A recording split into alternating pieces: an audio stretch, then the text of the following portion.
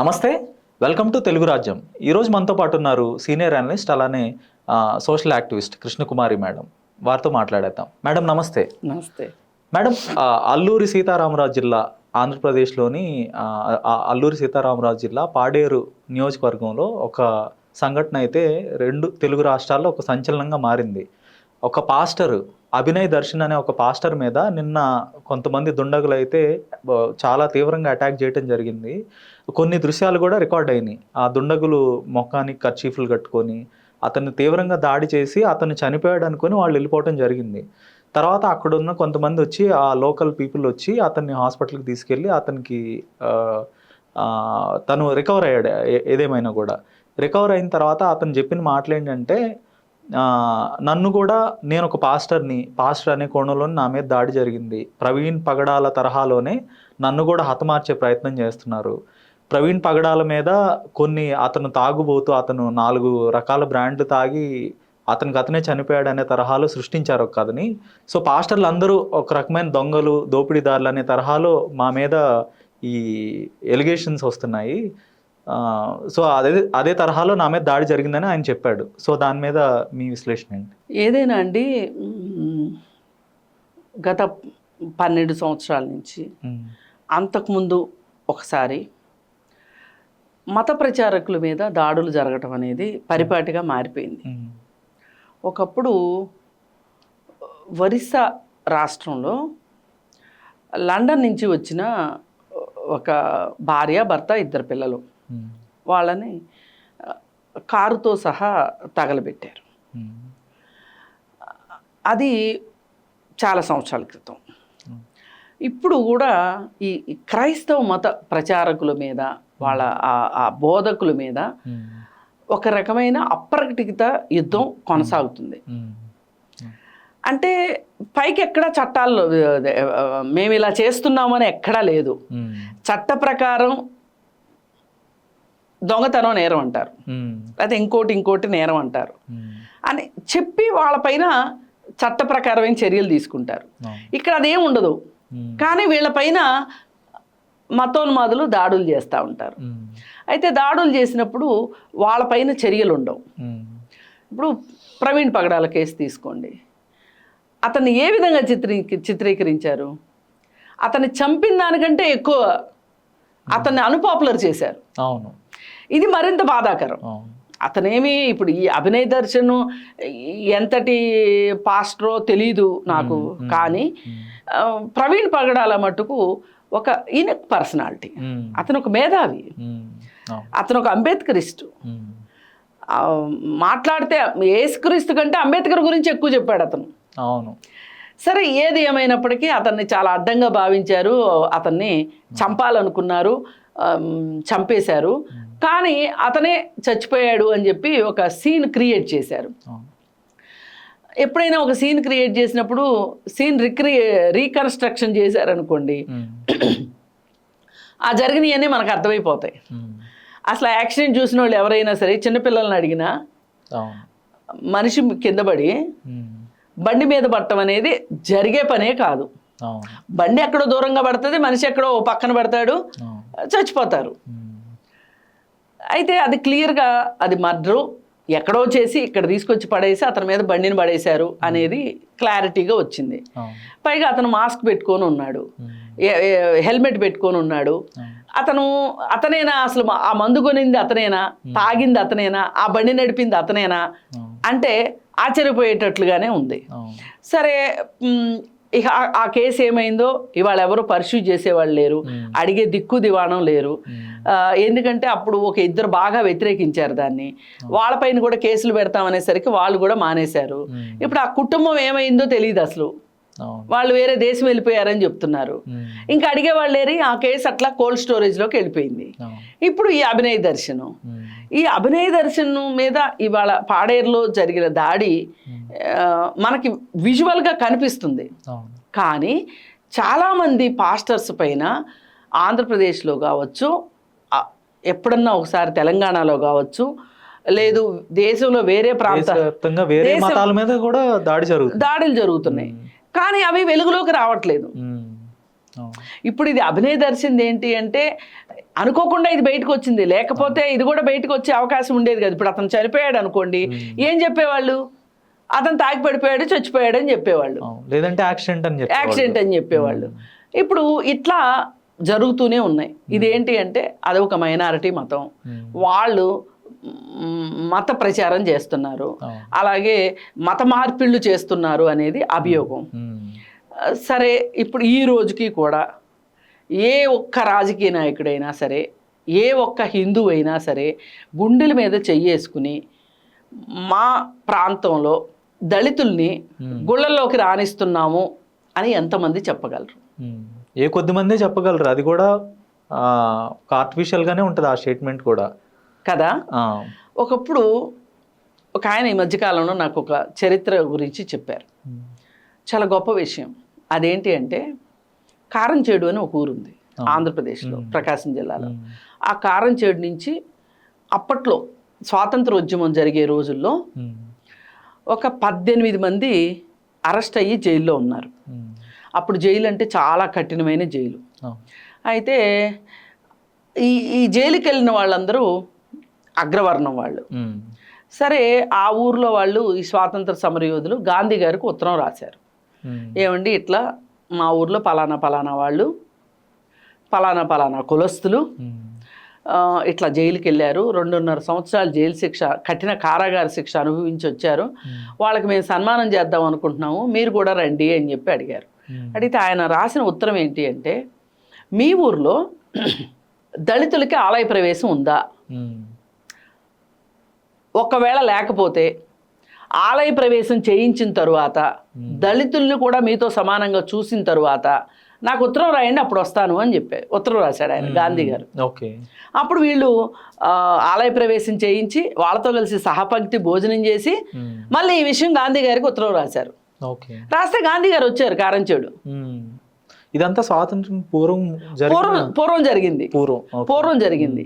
అంటే స్వాతంత్రానికి పూర్వమే మనకి దళితులకి ఆలయ ప్రవేశం లేదు. అవును. ఇప్పుడు మన సత్తాక స్వతంత్ర దేశం, గణతంత్ర దేశం. ఈ దేశంలో కులానికి, మతానికి, రంగుకి, దేనికి వివక్ష ఉండటానికి వీల్లేదు. చట్టం ముందు అందరూ సమానులే, రాజ్యాంగం అధికారాలను ఇస్తుంది ప్రజలకి ఆ హక్కునిచ్చింది. అధికారం కూడా కాదు, హక్కునిచ్చింది. ఈ హక్కు ప్రకారం మరి ఈ రోజుకి దళితులకి ఆలయ ప్రవేశం లేదు చాలా చోట్ల. కావాలంటే మీ ప్లేస్లో మీరు కట్టుకోండి అని చెప్తున్నారు. మీ వాడలో మీరు కట్టుకోండి, మీ గూడెలో మీరు కట్టుకోండి అని చెప్తున్నారు. ఎందుకు ఒక అగ్రవర్ణాలు వాళ్ళు వెళ్ళే గుడికి ఇక్కడ ఉండేది అదే విగ్రహం, అక్కడ ఉండేది అదే విగ్రహం, వాళ్ళు ఈ దేవుని చూడటానికి ఎందుకు రాకూడదు? ఎందుకు వాళ్ళ మీద ఈ వివక్ష అని మాట్లాడాలి కదా. మరి మీరు గుళ్ళోకి రానివ్వనప్పుడు వాళ్ళు చర్చికి వెళ్తే మీకు వచ్చిన ఇబ్బంది ఏంటి? అంటూ కనీసం వాళ్ళకి నచ్చిన దేవుణ్ణి కూడా వాళ్ళు ప్రార్థించుకునే హక్కు. అసలు ఈ దేశంలో మత స్వేచ్ఛ ఉందండి. నచ్చిన మతాన్ని పూజించుకోవచ్చు, ఆరాధించుకోవచ్చు. అది మత స్వేచ్ఛ అంటారు దాన్ని. మత స్వేచ్ఛ ఉంది వాళ్ళకి. మరి అలాంటప్పుడు వాళ్ళకి ఆ స్వేచ్ఛ లేకోకుండా పోని స్వేచ్ఛ సంగతి కాసేపు పక్కన పెడదాం. వాళ్ళ హక్కు, గుడిలోకి వచ్చే హక్కు ఉంది. మీరు ఆ హక్కును కాలు రాసినప్పుడు వాళ్ళు ఎక్కడికి పోతే మీకెందుకు? మీకు అవసరం లేదు. అందుకే మత మార్పిళ్ళు వచ్చినాయి మన దగ్గర. అందుకని ఇక్కడ మారాల్సింది ఏంటి అంటే, అది మైనారిటీ మతమా, మెజారిటీ మతమా? ఈ దేశం ఈ రోజుకి, ఈ క్షణం మనం మాట్లాడుకునే ఈ క్షణం వరకు కూడా లౌకిక దేశం, సెక్యులర్ కంట్రీ. ఇక్కడ మత వివక్ష ఉండటానికి వీల్లేదు. ఏ మతాలు ఉన్నాయని మన భారత రాజ్యాంగం గుర్తించింది? హిందూ మతం, క్రైస్తవ మతం, ముస్లిం మతం, సిక్కు మతం, అలాగే పార్సీ మతం. ఈ 5 మతాలని గుర్తించింది. మరి గుర్తించినప్పుడు ఏ వ్యక్తి అయినా సరే ఈ 5 మతాల్లోకి మారొచ్చు అని రాజ్యాంగం చెప్తున్నప్పుడు, వాళ్ళకి ఆ హక్కు ఉన్నప్పుడు మీరు ఎట్లా దీన్ని కాదంటారు? సరే, కొన్ని ప్రదేశాలని అక్కడ మత ప్రచారాలు జరగటానికి వీల్లేదు అని ఇప్పుడు తిరుపతి లాంటి ప్రదేశం ఉంది. అన్య మత ప్రచారం కుదరదు అన్నారు. అక్కడికి వెళ్తే శిక్షార్హులు. కానీ దేశంలో మిగతా చోట అదేం లేదే. హక్కు ఉంది, ప్రజలకి మతపరమైన స్వేచ్ఛ ఉంది. అయితే ఈ స్వేచ్ఛను కాదంటున్న వాళ్ళు ఎవరైతే ఉన్నారో వీళ్ళు మత మౌఢ్యంతో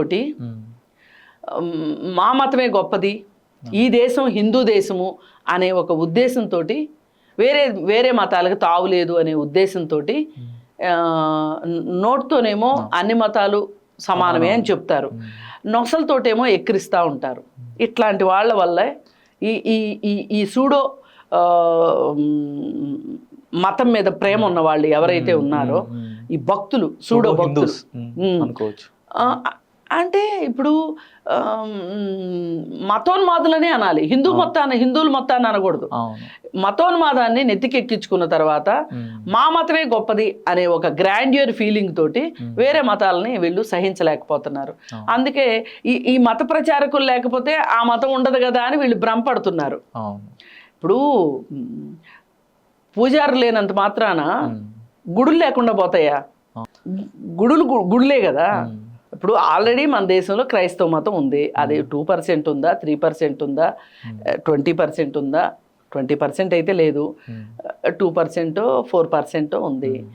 దాన్ని మీరు ఎలా చెరపేయగలుగుతారు? పైగా మనం ఏమంటామంటే వేరే దేశాల్లో బ్రిటిష్ వాళ్ళు కానీ ఎవరైనా అక్కడ మనం కృష్ణ చైతన్య ఇస్కాన్ టెంపుల్స్ ఉంటాయి, అక్కడికి ఇస్కాన్ టెంపుల్స్కి వచ్చి వాళ్ళు మన మతంలోకి మారారని వీళ్ళు చాలా గొప్పలు చెప్పుకుంటారు. మరి వాళ్ళని చేర్చుకోకూడదుగా వీళ్ళు? అక్కడే రోడ్ల మీద తిరుగుతా ఆ పుస్తకాలు పంచి పెడతా ఉంటారు వాళ్ళు. అక్కడ కూడా కన్వర్షన్ గానే భావించాల్సి ఉంటుంది. ఇది కన్వర్షన్ అయినప్పుడు అది కూడా కన్వర్షనే. మళ్ళీ దుబాయ్లో గుడి కట్టారు అని గొప్పలు చెప్పుకుంటారు. అమెరికాలో 150 అడుగుల హనుమాన్ విగ్రహం పెట్టాం మేము అని చెప్పుకుంటారు. ఇక్కడ అదే సిచ్యువేషన్ ఇక్కడ లేదు. ఒక యేసుక్రీస్తుకి సంబంధించి ఒక 150 అడుగుల విగ్రహాన్ని పెట్టే పరిస్థితి ఇక్కడ లేదు. అది లిబరల్ కంట్రీ ఉంది. సో అక్కడ వాళ్ళు ఎలవ్ చేస్తున్నారు వాళ్ళు ఆ బ్రాడ్మెంట్ తోటి, కానీ ఇక్కడ ఆ పరిస్థితి లేదు. అందుకని ఏంటంటే ఏది ఏమైనా ఇక్కడ మనం గమనించాల్సింది, వ్యక్తుల్ని నిర్మూలించినంత మాత్రాన మతాలు పోతాయి అని అనుకోవటం చాలా అవివేకం. ఇప్పుడు అతను ఎవరైతే ఉన్నాడో అభినయ్ని రక్షించాల్సిన బాధ్యత ప్రభుత్వాందే, అతనికి అండాదండాగా ఉండాలి. ఈ మధ్యకాలంలో కొంచెం గోదావరి డిస్ట్రిక్ట్స్లో కొన్ని మత ఉద్రిక్తతలు పెరుగుతున్నాయి. ఇది పనిగట్టుకుని ఒక పెద్ద ఆయన చేస్తున్నాడు, ఆయనకు అనుకూలంగా ఉండేవాళ్ళు కూడా చేస్తున్నారు. ఇది ఈ సువిశాల భారతదేశంలో గుడులు కట్టుకుంటానికి కావాల్సినంత ప్లేస్ ఉంది, మసీదులు కట్టుకుంటానికి కావాల్సినంత ప్లేస్ ఉంది, చర్చిలు కట్టుకుంటానికి కావాల్సినంత ప్లేస్ ఉంది. పని కట్టుకుని గుడి ఉన్న ప్రదేశంలో చర్చి కట్టాలని కానీ, చర్చి ఉన్న ప్రదేశంలో గుడి కట్టాలని కానీ, లేదా ఈ రెండు కాదు మసీదు కట్టాలని కానీ అనుకోవటం, కావాలని ప్రజల్ని రెచ్చగొట్టడం. ఇప్పుడు ఈ గుడి, చర్చి, అభినయ్ ఈ మొత్తం ఇష్యూలో సమాజానికి పనికొచ్చేది ఏమైనా ఉందండి? ఏమి లేదు. ప్రజలకి ఏ రూపాయి కూడా ఒరిగేది లేదు, వాళ్ళ కడుపులో అయితే నిండవు. ఓన్లీ ఎమోషన్సే, అంతే. ఆ ఎమోషన్స్ తోటి వాళ్ళని విడగొట్టడం. ఇప్పుడు బ్రిటిష్ వాడిని ఎంత తిట్టుకుంటామో, బ్రిటిష్ వాడి పాలసీని మట్టుకు వదిలిపెట్టాం. విభజించు పాలించు, డివైడ్ అండ్ రూలే మనం పాటిస్తున్నాం. అందుకని దయచేసి మతాల పేరుతోటి మారణ హోమాలు మట్టుకు తీసుకురావద్దు. అందరం మనుషులు సమానము. ఏ మతాన్ని ఆచరించే హక్కు అయినా ఎవరికైనా ఉంది. ఎవరు ఎక్కువ కాదు, ఎవరు తక్కువ కాదు. అండ్ ముఖ్యంగా హిందూ మతానికి వచ్చిన ప్రమాదం కూడా ఏం లేదు, అందరూ భయపడుతున్నట్టుగా. ఎక్కడండి ఇంత పెద్ద హిందూ మతం ఉన్న ఈ దేశంలో హిందువులదే జనాభా ఎక్కువ ఉంది. అలాంటప్పుడు ఇంకా ప్రమాదం ఎక్కడి నుంచి వస్తుంది? 800 సంవత్సరాలు ముస్లింలు దండెత్తారు మన మీదకి, మన మతానికి వచ్చిన ప్రమాదం ఏం లేదు, కనపడలేదు, సర్వైవ్ అవుతానే ఉన్నాము.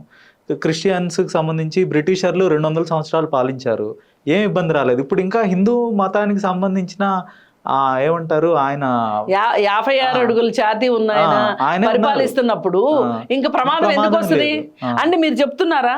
మా వల్ల కావట్లేదు, మేము చేతగాని వాళ్ళమని ఏమైనా చెప్తున్నారా? ప్రమాదంలో పడింది అంటే మీరు చేతకాని వాళ్ళని లెక్క. మీరు ఒప్పుకుంటున్నారా? హిందూ మతం ప్రమాదంలో పడుతుంటే మేమేమి చేయలేకపోతున్నాము, చేష్టలు ఉడిగిపోయి ఉన్నాము అని చెప్తున్నారా మీరు ఏమన్నా? లేదు కదా.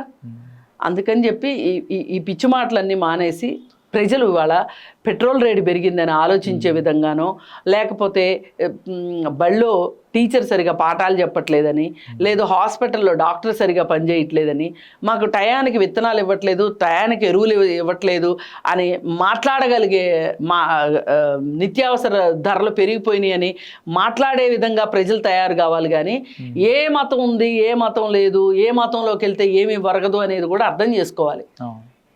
మతం మారినంత మాత్రాన మీ జీవన స్థితిగతులు అయితే ఏమీ మారవు. It applies to every religion. అంతే. ఏ రిలీజియన్ ఎవరికి కూర్చోబెట్టి తిండి పెట్టదు. ఇది వాస్తవం. దేవుడు ప్రార్థన అనేది ఏంటి అంటే పూర్తిగా మన మనశ్శాంతికి సంబంధించిన విషయం. అంతవరకు మాత్రమే. అవును. అదేం తీసుకొచ్చి మన ఎదుర ఒక ప్లేట్ పెట్టి అందులో ఫుడ్ అయితే తీసుకురాదు. ఆ దేవుడికి కూడా మనమే పెట్టాలి నైవేద్యం. అలాంటప్పుడు ఆ నైవేద్యం పెట్టడానికైనా మీరు కష్టపడాల్సిందే. మీ బాధ్యతల్ని నెరవేర్చుకుంటానికైనా కష్టపడండి. అంతేగాని మతము అనేది చాలా లిమిటెడ్ పోర్షను మన జీవితాల్లో. అందుకని దానికోసం మీ సమయాన్ని వృధా చేసుకోవద్దు, మనుషుల్ని కొట్టొద్దు. ఇప్పుడు ఎంత కాదన్నా అక్కడ ప్రభుత్వం సరిగా పనిచేస్తే ఆ మనుషులు ఎవరో కనిపెట్టడం పెద్ద కష్టమేం కాదు. పట్టుకుంటే వాళ్ళ మీద కేసులు అయితే ఎవరు వచ్చి రక్షిస్తారు చెప్పండి వాళ్ళని. ధన్యవాదాలు మేడం. ధన్యవాదాలు. హలో, తెలుగు రాజ్యం ఛానల్ చూస్తున్నారా? సామాజిక రాజకీయ జీవన చిత్రణే తెలుగు రాజ్యం. అతిశయోక్తులు అసత్యాలు ఉండవు. రాజకీయ కోణం కాదు, ప్రజా కోణమే కొలబద్ద. తెలుగు రాజ్యం వీక్షణ మీ ఉత్తమ అభిరుచికి నిదర్శనం.